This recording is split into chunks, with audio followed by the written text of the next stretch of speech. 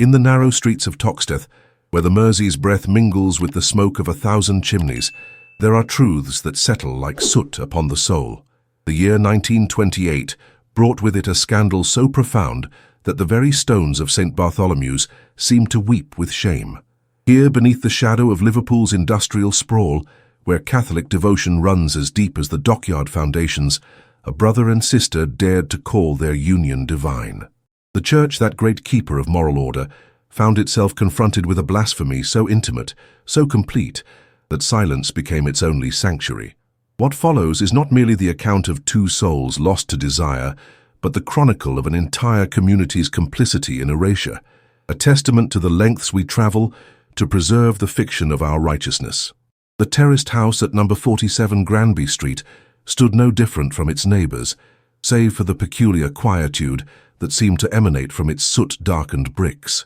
Thomas and Alice Whitby had taken residence there in the spring of 1927, presenting themselves to the landlord as man and wife, their shared surname raising no suspicion in a district where families clustered together like barnacles upon the hull of respectability.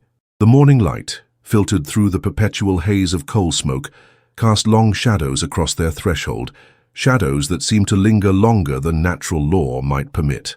Mrs. Pemberton from number 45 would later testify to the peculiar rhythm of their domestic life, how they moved about their daily routines with the synchronized precision of dancers who had rehearsed their steps since childhood. The very air around their dwelling seemed charged with an electricity that made the neighborhood cats refuse to cross their doorstep, and the milk bottles left upon their step would sour with unseemly haste. Within those walls, Thomas and Alice had constructed a world unto themselves, complete with its own liturgy of devotion and its own interpretation of sacred law. The front parlor, where other couples might display their wedding photograph, housed instead a curious altar, fashioned from a mahogany sideboard inherited from their deceased mother. Upon this makeshift shrine, they had arranged an assortment of religious iconography alongside personal mementos, a rosary intertwined with locks of hair, a crucifix flanked by childhood photographs, and a leather-bound Bible whose pages bore annotations in two distinct hands. The neighbors spoke of strange chanting that would drift through the thin walls during the small hours, a sound that seemed to blend the cadences of the Latin Mass with something altogether more primitive and unsettling. Mrs. Pemberton, whose bedroom shared a wall with their parlor, claimed that the voices would sometimes merge into a single, harmonious tone that made her teeth ache, and her dreams turn to visions of fire and brimstone. The couple's daily routine followed a pattern that would have seemed unremarkable to casual observers, yet those who watched closely noted the subtle intimacies that spoke of a bond forged in something deeper than mere matrimonial affection.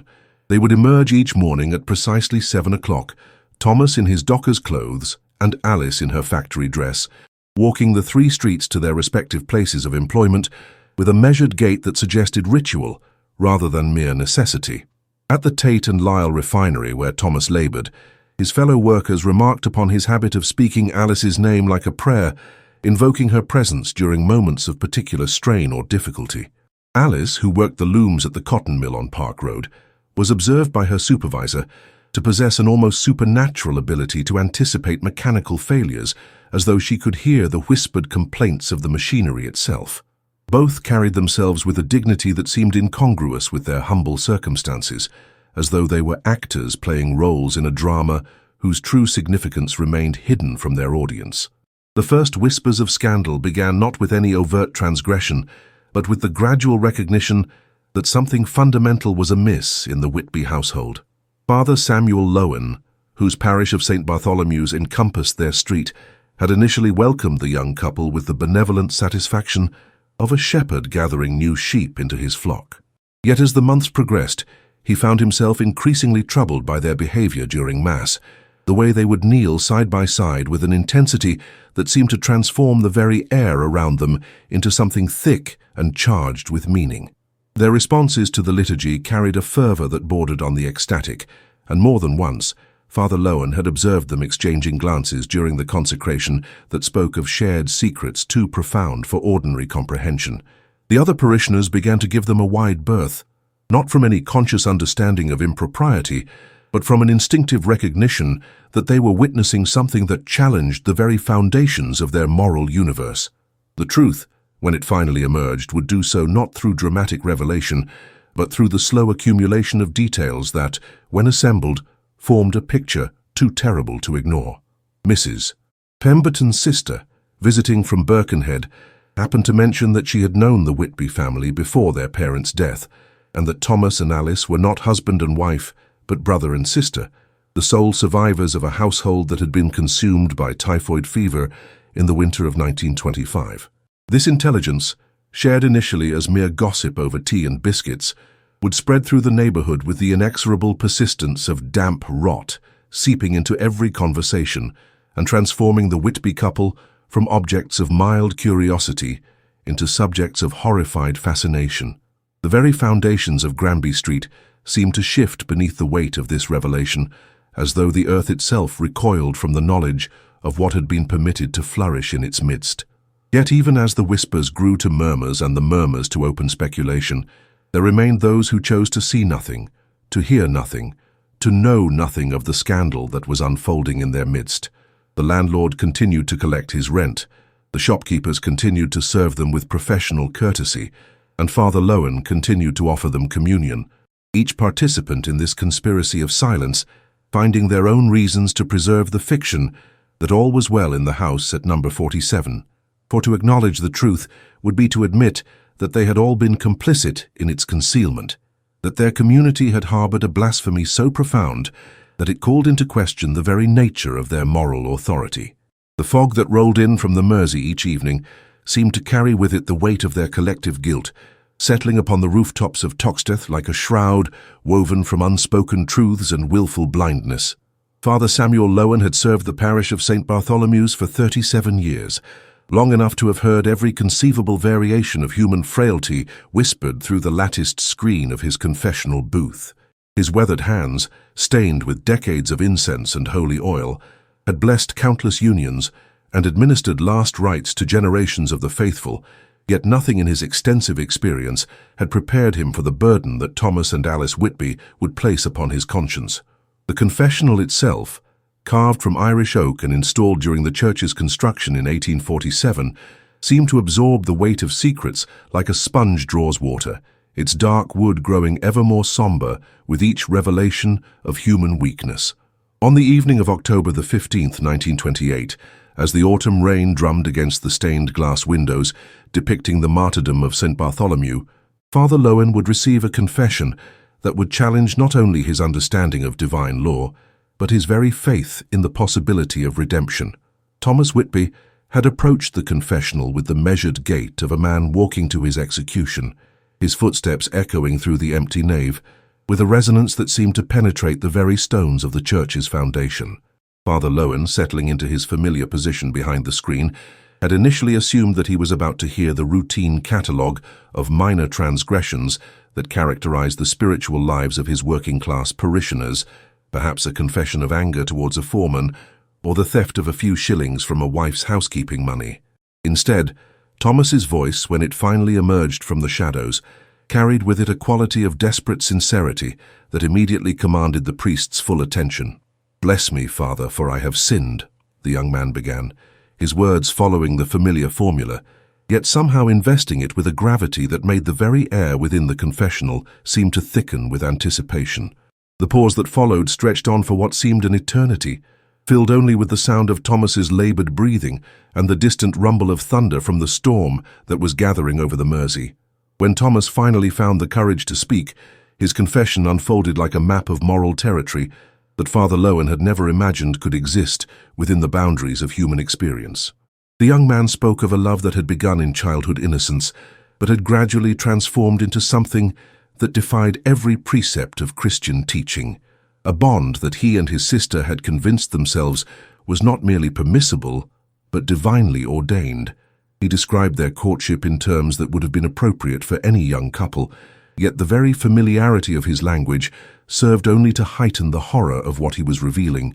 They had, he claimed, received signs and portents that their union was blessed by heaven itself, dreams in which they walked together through gardens of impossible beauty, visions of angels who smiled upon their embraces, and moments of prayer in which they felt themselves transported beyond the mundane concerns of earthly morality. Father Lowen found himself gripping the arms of his chair with such force that his knuckles turned white, his mind reeling as he attempted to process the implications of what he was hearing. The confession continued for nearly an hour, during which Thomas laid bare the entire history of his relationship with Alice, from their first tentative expressions of affection in the months following their parents' death to their eventual decision to present themselves as husband and wife to the world. He spoke of their wedding ceremony, conducted in the privacy of their own home with only God as witness, during which they had exchanged vows of their own composition and consecrated their union with rituals that blended Christian symbolism with practices that seemed to draw from older, more primitive traditions. Father Lowen listened in growing horror as Thomas described how they had convinced themselves that their love transcended the artificial boundaries imposed by human law, that their shared blood made their union not forbidden but sacred, a return to the primordial innocence of Eden before the fall of man. The young man's voice carried a note of evangelical fervor as he spoke of their belief that they had been chosen to demonstrate a higher form of love, one that would serve as an example to a world corrupted by conventional morality and false piety. As Thomas's confession drew to its conclusion, Father Lowen found himself confronted with a crisis that struck at the very heart of his vocation. The young man was clearly seeking not absolution, but validation, hoping that the Church would recognize the legitimacy of his union and grant it the blessing that he believed it deserved. His final words, spoken with a sincerity that was perhaps more disturbing than any expression of guilt or remorse, revealed the depth of his delusion. "Father, we have found in each other the love that Christ spoke of when he said that there is no greater love than to lay down one's life for another. We have given ourselves completely to each other, holding nothing back, and in doing so we have discovered a joy that we believe reflects the very nature of divine love itself." The silence that followed these words seemed to stretch on for an eternity, broken only by the sound of rain against the windows and the distant tolling of the church bell marking the hour.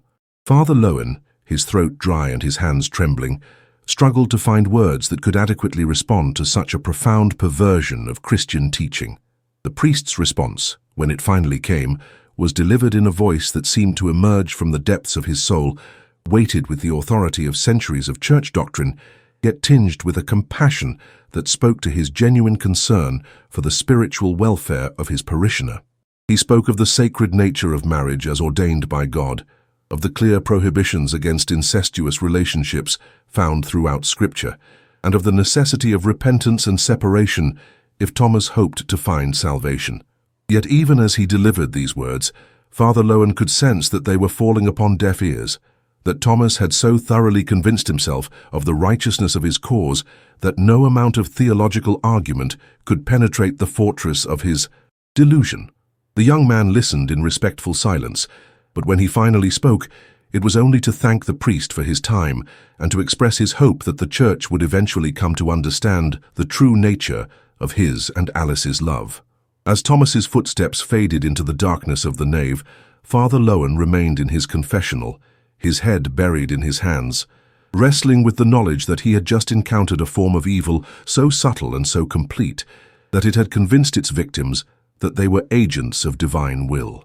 The ledgers of St. Bartholomew's parish, bound in cracked leather and yellowed with age, contained within their pages the careful documentation of a community's spiritual life spanning nearly a century. Father Lowen, in the days following Thomas Whitby's devastating confession, found himself drawn repeatedly to these records, searching through baptismal certificates, marriage registrations, and burial notices with the desperate hope that he might discover some error, some misunderstanding that would render the young man's claims impossible. The parish office, tucked away in the church's north transept, had always been Father Lowen's sanctuary, a place where the ordered progression of sacramental life provided comfort against the chaos of human frailty. Now, however, these familiar volumes seemed to mock him with their silent testimony, each entry a reminder of the sacred trust that had been placed in his hands and the magnitude of the crisis that threatened to destroy everything he held dear. The baptismal records for 1901 and 1898 told their story with the stark clarity of official documentation. Thomas Michael Whitby, born March 15, 1898, baptized April 2nd of the same year, son of Michael Whitby and Margaret Whitby née O'Sullivan. Alice Catherine Whitby, born September 22, 1901, baptized October 13th, daughter of the same parents. The entries, written in the careful copperplate hand of Father Lowen's predecessor, Father McKenna, left no room for doubt or misinterpretation. These were indeed siblings, born of the same mother and father, raised in the same household, and now living as man and wife in open defiance of both divine and human law. Father Lowen traced the faded ink with his finger, as though the physical contact might somehow alter the reality that the words represented. The marriage register, when he turned to it with trembling hands, contained no entry for Thomas and Alice Whitby, confirming what he already knew, that their union existed only in their own minds and in the eyes of a community that had been deceived by their shared surname and convincing performance of matrimonial devotion. The burial records for December 1925 provided the final piece of the puzzle, documenting the deaths of Michael and Margaret Whitby within 3 days of each other, victims of the typhoid epidemic that had swept through the poorer districts of Liverpool that winter. Father Lowen remembered the funeral well, a sparse affair attended by only a handful of neighbours and the 2 surviving children who had clung to each other with a desperation that he had then interpreted as natural grief, but now recognized as something far more complex and troubling. The notation in his own handwriting recorded that the deceased had left behind 2 children, Thomas, aged 27, and Alice, aged 24, who have expressed their intention to remain together in the family home. At the time, such an arrangement had seemed both practical and commendable, a demonstration of familial loyalty in the face of tragedy. Now, however, those same words seemed to glow with sinister significance, a record of the moment when the Church had inadvertently sanctioned the beginning of their descent into moral chaos. Father Lowen's investigation extended beyond the official records to the informal notes and observations that he had accumulated over his years of service. His personal journal, a leather-bound volume in which he recorded his thoughts on parish matters and spiritual concerns, contained several entries relating to the Whitby family that now took on an entirely different meaning. An entry from January 1926 noted his pleasure at seeing young Thomas and Alice Whitby maintaining their family home with such dedication, a fine example of Christian virtue in the face of adversity. Another, from Easter of 1927, recorded his satisfaction at their regular attendance at Mass and their apparent devotion to each other, which he had described as a touching demonstration of the bonds that unite a Christian family. Reading these words now, Father Lowen felt a wave of nausea wash over him as he realized how completely he had been deceived, how his own desire to see virtue where none existed had blinded him to the reality of what was unfolding before his very eyes. The financial records of the parish told their own story, of the Whitby couple's integration into the life of the church community. Their weekly contributions, modest but consistent, were recorded in the collection ledger alongside those of their neighbours, a testament to their desire to maintain the appearance of respectability and religious devotion. Father Lowen noted that their donations had increased significantly following their move to Granby Street, as though they were attempting to purchase divine approval for their unholy union through acts of apparent piety. The church's maintenance fund showed a substantial contribution from Mr. and Mrs. T. Whitby towards the repair of the organ in the summer of 1928, a gesture that had earned them the gratitude of the entire congregation and had further cemented their reputation as model parishioners. The irony was not lost on Father Lowen that their money had been used to restore the very instrument that had provided the musical accompaniment to countless legitimate weddings, while their own relationship remained a mockery of the sacrament of marriage. As Father Lowen closed the final ledger and returned it to its place on the shelf, he was struck by the realization that the parish records, for all their meticulous detail, told only part of the story. The true history of Thomas and Alice Whitby's relationship lay not in the official documentation of births, deaths, and financial contributions, but in the spaces between the lines, in the silences and omissions that spoke of a community's willingness to overlook what it did not wish to see.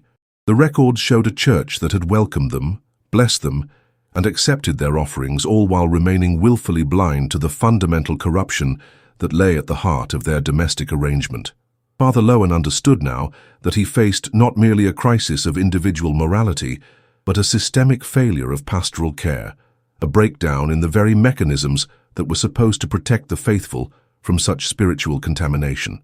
The weight of this knowledge settled upon his shoulders like a lead cloak, and he found himself wondering whether the church's reputation could survive the revelation of how completely it had been deceived by two of its most apparently devoted members.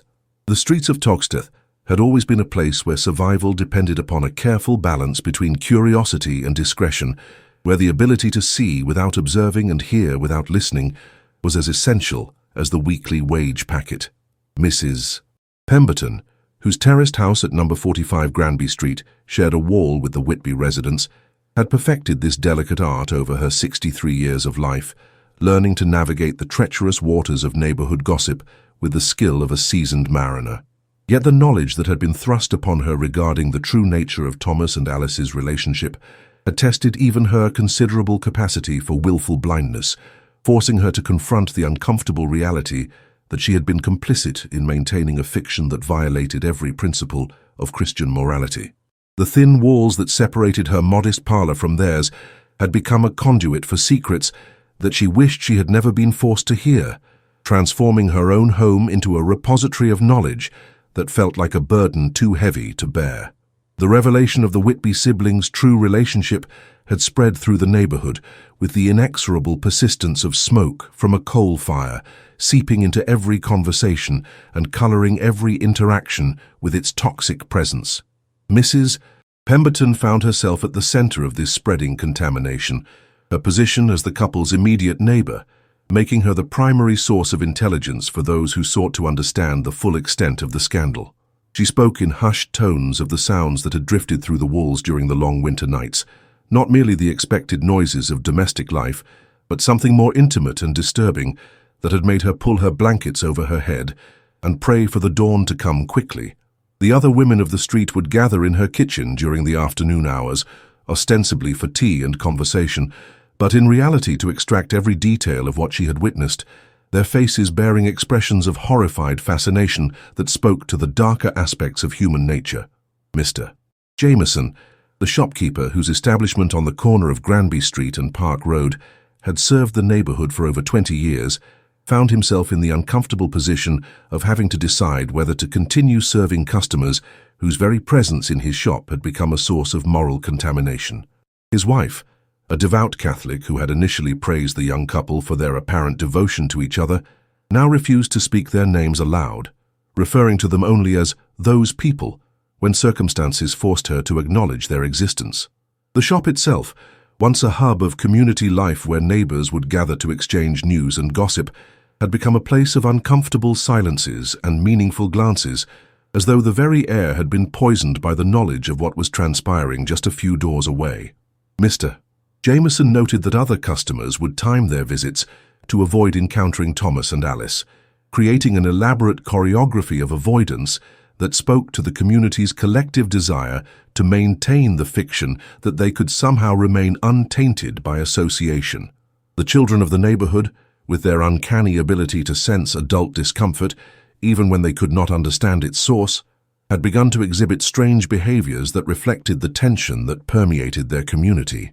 Young Billy Pemberton, Mrs. Pemberton's grandson, had developed a habit of crossing to the opposite side of the street whenever he encountered the Whitby couple, claiming that they made him feel funny inside in a way that he could not articulate. The other children had taken to playing elaborate games of avoidance, daring each other to approach the Whitby house, while simultaneously expressing terror at the prospect of actually doing so. Their parents, caught between the desire to protect their children's innocence and the need to maintain the appearance of normalcy, found themselves offering increasingly convoluted explanations for why certain houses should be avoided and certain people should not be spoken to, creating a web of half-truths and evasions that only served to heighten the atmosphere of unease. The local constable P.C. Morrison, whose beat included Granby Street, had found himself in the peculiar position of being aware of a situation that was morally reprehensible yet not technically illegal under the laws of England. His weekly rounds, once a source of comfort to the residents who saw his presence as a guarantee of order and respectability, had become exercises in diplomatic blindness as he struggled to maintain his authority while avoiding any direct confrontation with the source of the community's distress. P.C. Morrison had received several visits from concerned residents who spoke in vague terms about inappropriate behavior and moral corruption, but none were willing to make specific accusations that might require official action. The constable found himself walking a tightrope between his duty to maintain public order and his recognition that any official intervention might bring unwanted attention to a community that preferred to handle its problems through informal mechanisms of social control. The cumulative effect of this collective knowledge had been to transform Granby Street from a place of working-class solidarity into a community divided against itself, where neighbors who had once shared their troubles and celebrated their joys now regarded each other with suspicion and mistrust. The weekly rhythm of street life, the Monday washing lines, the Friday night gatherings at the public house, the Sunday morning processions to church, continued as before, but with an underlying tension that made every interaction feel forced and artificial. Mrs. Pemberton, reflecting on the changes that had overtaken her neighborhood, would later describe the period as feeling like living in a house where someone had died, but the body hadn't been removed yet, a metaphor that captured the sense of decay and corruption that seemed to emanate from the Whitby residence and infect everything around it. The street itself seemed to have developed a malevolent consciousness, as though the very stones and mortar had absorbed the knowledge of what they sheltered and were slowly being poisoned by it, creating an atmosphere of moral contamination that would linger long after the immediate crisis had passed. The winter of 1929 brought with it a peculiar stillness to Toxteth, as though the very air had grown thick with unspoken knowledge. In the narrow streets where chimney smoke hung like grey shrouds, the residents moved with the careful deliberation of those who had learned to navigate around an invisible wound. The Whitby house stood shuttered now, its windows reflecting nothing but the pale sky, yet still the neighbours found their gazes drawn to its darkened doorway. Mrs. Pemberton, who had once prided herself on knowing every soul within 3 streets, now hurried past with her marketing basket clutched tight against her chest, her lips pressed into a line that spoke of secrets too heavy for casual conversation. The very cobblestone seemed to echo with the memory of footsteps that would never again traverse this particular threshold, and in the public houses where men gathered to escape the cold, conversations would falter whenever the wind rattled the windows in a manner that reminded them of doors closing forever. Father Lowen had aged a decade in the span of those winter months, his once steady hands now trembling as he raised the chalice during morning mass. The parishioners who attended his services noticed how his sermons had grown shorter, more abstract, as though he was speaking to some distant congregation rather than the familiar faces before him. His housekeeper, Mrs. Caldwell, reported to her sister that the priest often stood at his study window for hours, staring out at the grey expanse of the Mersey as though seeking absolution in its murky waters. The church records from this period, when they could be found at all, bore the marks of a man whose certainty had been shaken to its foundations. Entries were brief, sometimes illegible, and there were gaps, curious omissions that suggested certain events had been deemed too delicate for official documentation. In the margins of his prayer book, discovered years later, were penciled notes that spoke of divine mysteries beyond human comprehension and the terrible burden of earthly judgment. The official inquiry, when it finally came, arrived with the bureaucratic efficiency of men who had already decided what they would and would not find. Inspector Hartwell, dispatched from the Central Liverpool Constabulary, conducted his interviews with the methodical thoroughness of one following a predetermined script. The residents of Toxteth, when questioned, displayed a remarkable uniformity in their responses, a collective amnesia that spoke more eloquently than any testimony might have done. They remembered nothing unusual, had observed no irregularities, could offer no insights into the private affairs of their neighbours. Mrs.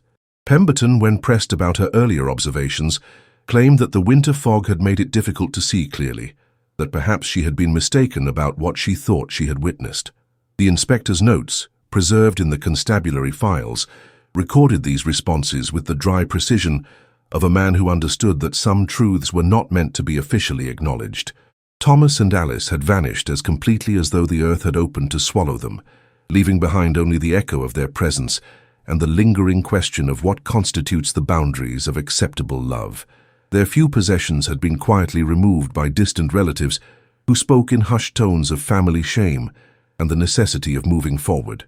The house itself was sold within the month to a family from Manchester, who knew nothing of its history and cared less about the whispered warnings of their new neighbours. Yet even these newcomers would later report a strange quality to the light that filtered through the front windows, a peculiar coldness that seemed to emanate from the very walls themselves. The children of the neighbourhood, with that uncanny sensitivity that youth possesses for the presence of the forbidden, would cross to the opposite side of the street when passing the house, though none could articulate precisely why they felt compelled to do so. The church itself seemed to bear the weight of what had transpired within its walls, as though the very stones had absorbed something that could not be easily cleansed. Father Lowen's replacement, a younger man named Father Morrison, who arrived in the spring of 1930, would later write to his bishop of a persistent sense of unease that pervaded the sanctuary. The marriage register for the period in question had been removed, officially for restoration and preservation, though it was never returned to its proper place among the parish records. Parishioners noticed that certain hymns were no longer sung, certain passages of scripture no longer read, as though the new priest had been provided with a carefully edited version of acceptable worship. The confessional booth, where so many secrets had been whispered into the darkness, was relocated to a different position within the church, and the old booth was quietly dismantled and burned in the rectory garden on a night when the wind carried the smoke far out over the Mersey. The broader community of Liverpool, when the story finally emerged in whispered fragments, responded with the particular horror reserved for those transgressions that strike too close to the fundamental assumptions upon which society rests. In the drawing rooms of Aigburth and the merchant houses of the city centre, the tale was recounted with the delicious revulsion of those who could safely distance themselves from such sordid affairs. Yet even among these more elevated circles, there were those who recognized in the Whitby scandal a reflection of their own carefully concealed irregularities, their own accommodations with desire that fell outside the boundaries of social acceptability. The story became a cautionary tale, a reminder of what happened when the private appetites of individuals were allowed to challenge the public order that kept civilization intact. In the end, it was not the act itself that proved most disturbing, but the realization that such things could happen anywhere, among any family, behind any respectable door that opened onto any ordinary street in any corner of the empire. The systematic removal of evidence began with the efficiency of those who understood that history is written by those who control the archives. Within 6 months of the inquiry's conclusion, the official records had been pruned with surgical precision, leaving only the barest skeleton of facts surrounded by carefully constructed gaps. The marriage certificate, if it had ever truly existed, disappeared from the parish registry with the thoroughness of a document that had never been. Father Lowen's personal correspondence from the period was discovered to have suffered water damage during a convenient leak in the rectory roof, rendering the pages illegible and necessitating their disposal. The constabulary files, when reviewed years later by researchers seeking to understand the social dynamics of interwar Liverpool, contained only the most perfunctory notes, as though the investigating officers had been struck by a collective failure of curiosity. Even the local newspapers, which might have been expected to seize upon such a sensational story, maintained a silence that spoke of editorial decisions made in consultation with authorities who preferred certain stories to remain untold. Mrs. Pemberton, who had once been the unofficial chronicler of neighbourhood affairs, found herself increasingly isolated as the months passed. Her attempts to discuss what she had witnessed were met with polite but firm redirections of conversation, as though her neighbours had collectively agreed that certain topics were no longer suitable for public discourse. Her own family, embarrassed by her persistence in raising uncomfortable questions, began to suggest that perhaps the strain of recent events had affected her memory, that perhaps she would benefit from a period of rest and reflection. The local doctor, when consulted, prescribed a tonic for her nerves and advised against dwelling on matters that could only cause distress. By the winter of 1930, Mrs. Pemberton had learned the value of silence, though she would continue to cross herself whenever she passed the house where the Whitbys had lived, a gesture that became as automatic as breathing and twice as necessary for her peace of mind. The physical evidence of the Whitby presence was erased with equal thoroughness, as though the very material world had conspired to forget their existence. The house was not merely sold, but renovated so completely that its former character was obliterated beneath fresh paint and new fixtures. The garden where Alice had tended her roses was dug up and replanted with practical vegetables. The romantic arbor where the siblings had spent their summer evenings was dismantled and burned. Even the local shops where they had been regular customers seemed to develop a collective amnesia regarding their former patrons, as though the act of remembering might somehow contaminate the present with the irregularities of the past. The photographer who had captured their wedding portrait found that his studio had been burgled, though curiously only certain negatives had been taken, leaving behind more valuable equipment and leaving him with the distinct impression that he would be wise to forget what images he might once have possessed.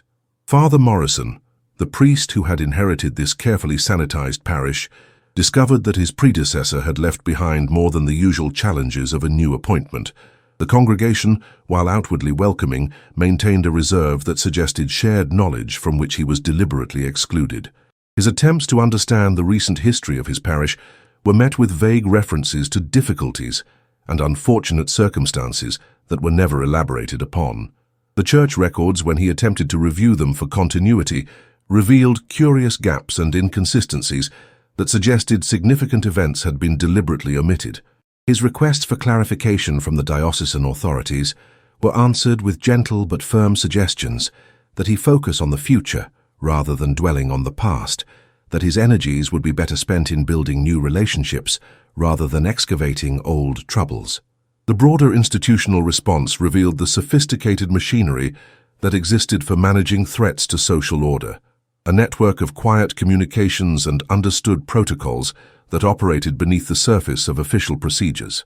The Bishop of Liverpool, in his private correspondence with colleagues in other dioceses, made oblique references to irregular situations that had been satisfactorily resolved, language that conveyed both the seriousness of the matter and the confidence that appropriate measures had been taken. The civil authorities, for their part, demonstrated a remarkable ability to lose paperwork and forget details when such forgetfulness served the greater good of public tranquility. Insurance companies discovered that certain claims could not be processed due to missing documentation. Banks found that certain accounts had been closed due to administrative irregularities, and government offices experienced unprecedented difficulties in locating records that might have shed light on the Whitby affair. Yet despite these comprehensive efforts at erasure, traces remained, fragments of memory embedded in the consciousness of those who had witnessed the events, like shards of glass worked deep into a wound that would never fully heal. Children who had played in the streets during that strange summer would grow into adults who retained inexplicable unease about certain combinations of names, certain arrangements of domestic life, certain qualities of light filtering through lace curtains. The very thoroughness of the official forgetting served as its own form of memorial, a negative space that outlined the shape of what had been removed. In the decades that followed, researchers and journalists would occasionally stumble upon references that led nowhere, citations that pointed to documents that no longer existed, testimonies that had been given but never recorded. The absence itself became a presence, a ghost that haunted the margins of Liverpool's official history, reminding those who knew how to read such signs that some stories are too dangerous to be allowed to survive intact. In the public houses of Toxteth, where men gathered to escape the weight of their daily labors, the story of Thomas and Alice Whitby evolved into something approaching folklore. The tale was never told directly, never recounted in its entirety, but emerged instead in fragments and allusions that required no explanation for those who had lived through the events. A comment about the peculiar nature of certain marriages, a reference to the dangers of isolation, a warning about the consequences of defying social conventions. These scattered observations carried within them the compressed weight of the entire scandal. The younger men, those who had not been present during the crucial months, learned to recognize the signs that indicated when the conversation had drifted into forbidden territory, the sudden lowering of voices, the glances toward the door, the way older patrons would drain their pints and make excuses to leave. The story had become a kind of password, a way of identifying those who shared the burden of dangerous knowledge and those who remained safely ignorant of what had transpired in their midst. The women of the neighborhood developed their own methods of preserving and transmitting the forbidden narrative, weaving it into the fabric of their daily interactions with a subtlety that would have impressed the most sophisticated intelligence network. A warning about the dangers of keeping too much to oneself, a comment about the importance of maintaining proper appearances, a suggestion that certain families required more careful observation than others. These seemingly innocent observations carried layers of meaning that were perfectly comprehensible to those who possessed the necessary context. Mrs. Caldwell, Father Lowen's former housekeeper, became an inadvertent keeper of secrets, her casual mentions of her former employer's declining health and increasing reclusiveness serving as coded references to the spiritual crisis that had consumed him. The local midwife, who had attended births in the neighborhood for 30 years, would occasionally make oblique references to the importance of proper documentation, comments that seemed to relate to birth certificates, but carried implications that extended far beyond the registration of new arrivals. The children who had been present during the summer of 1928 carried the memory forward in ways that their parents could neither predict nor control. They had absorbed the atmosphere of scandal and secrecy with the particular sensitivity that youth brings to adult mysteries, and as they grew into adolescence and young adulthood, they found themselves possessed of knowledge that they could not fully articulate but could not entirely forget. Some would later report dreams that featured weddings conducted in darkness, ceremonies that seemed both sacred and profane, vows spoken in voices that echoed with unnatural resonance. Others developed inexplicable aversions to certain combinations of names, certain arrangements of domestic furniture, certain qualities of afternoon light that reminded them of something they could not quite remember but could not entirely dismiss. The trauma had been absorbed into their developing consciousness like a stain that would never fully fade, marking them as unwilling witnesses to events that officially had never occurred. The house itself, despite the thorough renovation it had undergone, seemed to retain some essential quality that marked it as different from its neighbors. The family from Manchester who had purchased it with such optimism found themselves struggling with problems that defied rational explanation. Doors that would not remain closed, windows that rattled without wind, a persistent dampness that no amount of heating could dispel.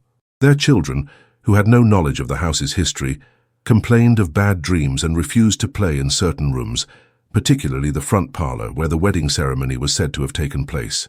The neighbors, while maintaining their official silence about the property's past, nonetheless found excuses to avoid visiting, and delivery men reported an inexplicable reluctance to approach the front door.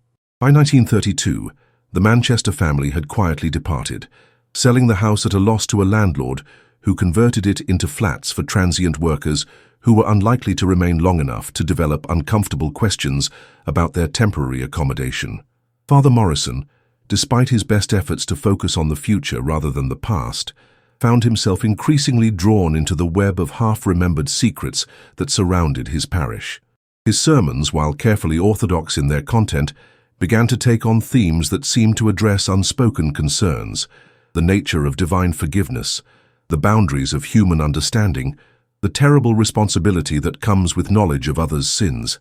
His parishioners recognized in these homilies an acknowledgement of their shared burden, a pastoral response to wounds that could not be openly discussed but desperately needed healing.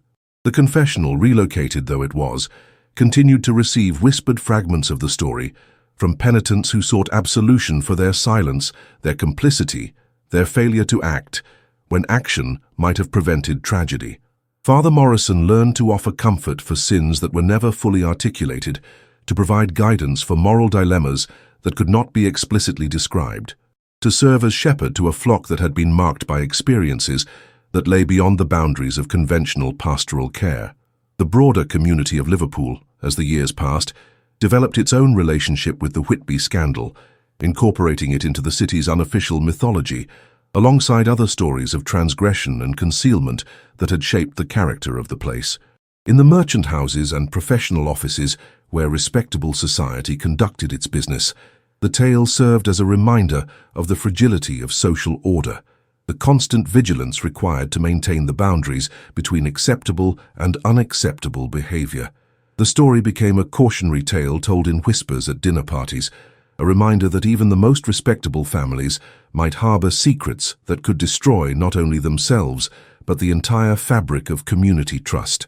Yet there was also, among certain circles, a grudging admiration for the audacity of what Thomas and Alice had attempted, a recognition that their defiance of convention had required a courage that few possessed, even if that courage had ultimately led to their destruction. The scandal had become part of Liverpool's secret history, a chapter that would never appear in official chronicles, but would continue to influence the city's understanding of itself for generations to come. The final accounting of the Whitby affair would never be written in any ledger that human eyes might read, for its true cost was measured not in pounds or years, but in the accumulated weight of silence that settled over Toxteth like sediment in still water. By 1935, the neighborhood had achieved a kind of equilibrium, a careful balance between memory and forgetting that allowed daily life to proceed while acknowledging, in ways both subtle and profound, that something fundamental had been altered in the moral geography of the place. The residents had learned to navigate around the invisible crater, left by the explosion of scandal, developing new patterns of interaction, new boundaries of acceptable conversation, new rituals of communal denial that served to protect them from the implications of what they had witnessed. The very success of this adaptation was itself a kind of tragedy, a testament to the human capacity for accommodating the unthinkable when the alternative is the collapse of everything that makes ordinary life possible. Mrs. Pemberton, now in her 70s and increasingly frail, had become the unofficial keeper of the neighborhood's suppressed history, though she rarely spoke of it directly. Her daily walks took her past the former Whitby house with the regularity of a pilgrimage, and those who observed her closely might notice the way she would pause at the gate, her lips moving in what might have been prayer or might have been conversation with invisible companions. The younger residents, those who had arrived after the events, sometimes wondered about the old woman's peculiar habits, but they learned not to ask questions that their neighbors seemed reluctant to answer. Mrs. Pemberton herself had developed a kind of peace with her role as witness, understanding that some truths are too important to be forgotten entirely, even if they cannot be safely remembered in full.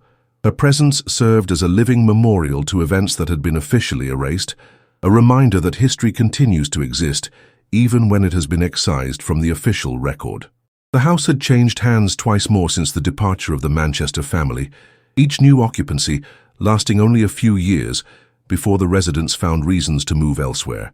The current tenants, a young couple with small children, had been warned by the landlord about the property's quirks: the doors that wouldn't stay latched, the windows that rattled in still air, the way certain rooms seemed to grow cold without explanation.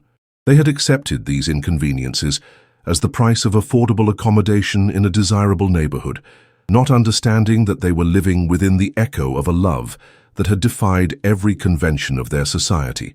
Their children, playing in the front garden where Alice had once tended her roses, sometimes reported conversations with invisible playmates, descriptions of a kind lady and gentleman who watched them from the windows but never came outside. The parents dismissed these as typical childhood fantasies, not recognizing that their children had become unwitting participants in a drama that had never truly ended. Father Morrison had grown into his role as shepherd of a wounded flock, developing a pastoral style that acknowledged the presence of unspoken burdens without requiring their explicit confession.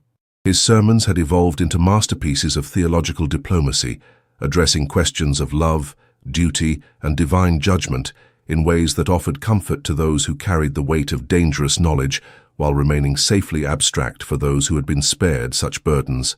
The church itself had taken on a different character under his ministry, becoming a place where silence was understood to be as sacred as speech, where the spaces between words carried as much meaning as the words themselves. The marriage register, never replaced after its mysterious disappearance, had been succeeded by a new volume that began with a blank page, as though the institution of marriage itself had been reborn in the aftermath of the Whitby scandal. The diocesan authorities, in their periodic reviews of parish affairs, noted with satisfaction the stability that Father Morrison had brought to what had once been a troubled assignment.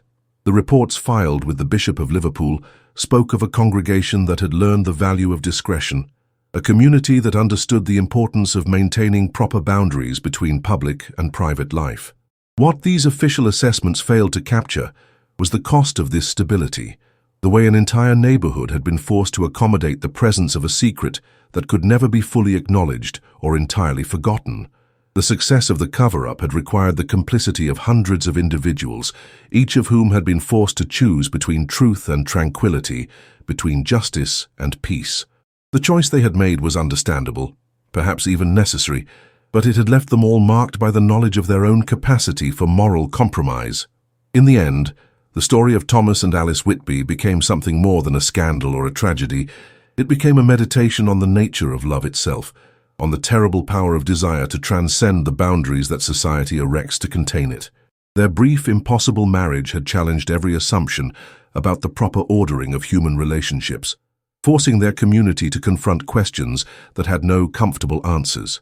The love they had claimed to share, whether genuine or delusional, sacred or profane, had possessed a reality that no amount of official denial could entirely erase. It lived on in the whispered conversations of those who had witnessed it, in the dreams of children who had absorbed its echo, in the very stones of the house where they had dared to call themselves husband and wife. The church had erased their union from its records. The state had denied their legal existence, and society had conspired to forget their names. But the love itself, whatever its true nature, had achieved a kind of immortality through the very intensity of the efforts made to destroy it. In the grey streets of Toxteth, where the fog still rolled in from the Mersey and the soot still settled on the windowsills, the ghost of their impossible devotion continued to haunt the margins of respectable life, a reminder that some truths are too powerful to be contained by the conventions that seek to govern them.